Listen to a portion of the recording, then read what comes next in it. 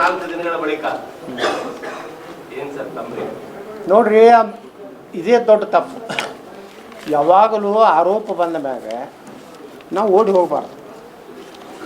ಆರೋಪ ನೀವು ಎಲ್ಲಿ ಹೋದ್ರೂ ಜಗತ್ತಿನಾಗ ಯಾವ ಮೂಲೆಯೊಳಗೆ ಕೂತ್ರೂ ಇವತ್ತಿನ ವ್ಯವಸ್ಥೆಯೊಳಗೆ ಹಿಡ್ಕೊಂಡು ಬರೋ ಶಕ್ತಿ ನಮ್ಮ ಭಾರತದ ರಕ್ಷಣಾ ಇಲಾಖೆಗಾಗಲಿ ಪೊಲೀಸರಿಗಾಗಲಿ ಎಲ್ಲ ಅವ್ರಿಗೆ ಇದೆ.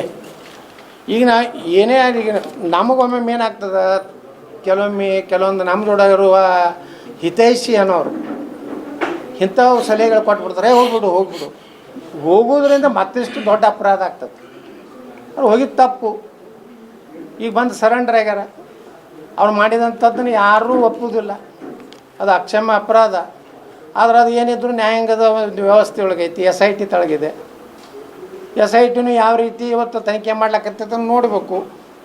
SIT ಅವರು ಯಾರು ಅವ ಡ್ರೈವರ್ ಎಲ್ಲದಾನ, ಆ ಪ್ರಜ್ವಲ್ ರೇವಣ್ಣ ಡ್ರೈವರ್ ಎಲ್ಲದಾನ, ಸಿಂಗಾಪುರ್ನಾಗ ಅದನೋ ಬ್ಯಾಂಕಾಕ್ದಾಗ ಅದನೋ ಯಾವ ಸ್ಟಾರ್ ಹೋಟೆಲ್ನಾಗ ಈ ರಾಜ್ಯದ ಉಪಮುಖ್ಯಮಂತ್ರಿ ಇಟ್ಟಾರೋ ಅವರು ಹೇಳಬೇಕಲ್ಲ.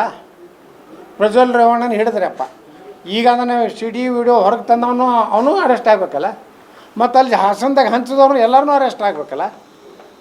ನೀವು ಟಾರ್ಗೆಟ್ ಮಾಡ್ತಾಯಿದ್ರಿ ದೇವೇಗೌಡರ ಮನೆಯನ್ನು.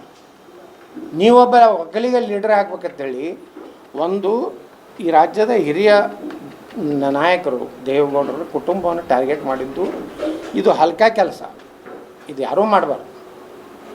ಮತ್ತು ಪ್ರಜ್ವಲ್ ರೇವಣ್ಣ ಮಾಡಿದ್ದನ್ನು ಯಾರೂ ನಾವು ಒಪ್ಪೋದಿಲ್ಲ, ಅದನ್ನು ಸಮರ್ಥನೆ ಮಾಡ್ಕೊಳ್ಳೋಕೆ ನಾವಿಲ್ಲ.